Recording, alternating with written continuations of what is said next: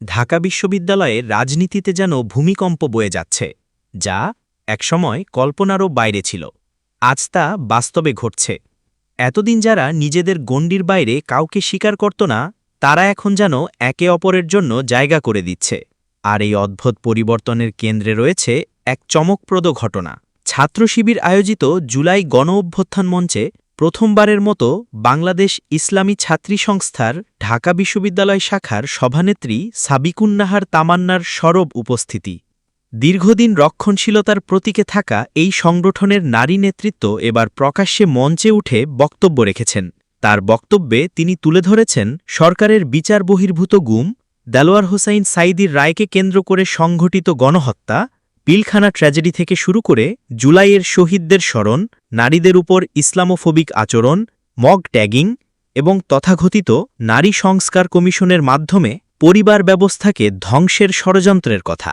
বিশ্লেষকরা বলছেন, এটি কোনো কাকতালীয় ঘটনা নয়, বরং অনেক হিসেব নিকেশের ফল। আসন্ন ডাকসু নির্বাচনে ছাত্র শিবিরের পক্ষ থেকে নারী প্রার্থী দেওয়ার নীতিগত সিদ্ধান্তই এর অন্যতম কারণ। এই কৌশল একদিকে বাম ও স্বতন্ত্র নারী প্রার্থীদের মোকাবেলায়, অন্যদিকে নারী ভোটারদের কাছে গ্রহণযোগ্যতা অর্জনের চেষ্টা।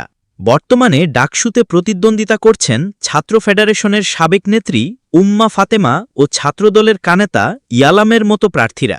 ফলে ছাত্র শিবির যদি তামান্না বা ছাত্রী সংস্থার সেক্রেটারি মোসাম্মদ আফসানা আক্তারের মতো নারী প্রার্থীকে সামনে আনে, তবে তা ক্যাম্পাস রাজনীতিতে ভিন্ন বার্তা দেবে।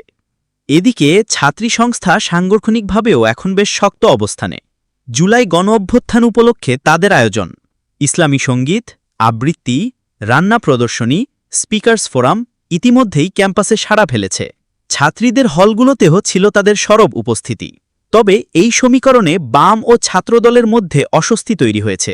অনেকেই বলছেন, যারা এতদিন নারীর নেতৃত্বকে হারাম বলত, তারা এখন কেন নারী প্রার্থী দিচ্ছে? এটি কি দ্বিচারিতা নাকি বাস্তবতার মুখে কৌশল বদল? বিশ্লেষকরা বলছেন, রাজনীতি পরিবর্তনশীল এবং শিবির হয়তো সময়ের প্রেক্ষাপটে সিদ্ধান্ত নিচ্ছে। প্রশ্ন রয়ে গেছে, তামান্নার এই আবির্ভাব কি শুধুই সাংগঠনিক কৌশল, নাকি এর পেছনে রয়েছে গভীর রাজনৈতিক পরিবর্তনের ইঙ্গিত?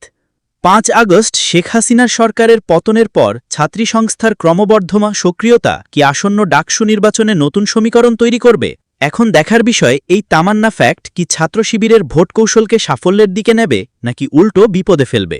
আপনারা কি মনে করেন নিচের কমেন্টে জানান। আর যদি আমাদের চ্যানেলে নতুন হয়ে থাকেন, সাবস্ক্রাইব করে রাখুন এবং বেল আইকন চাপুন, যাতে পরবর্তী আপডেট মিস না হয়।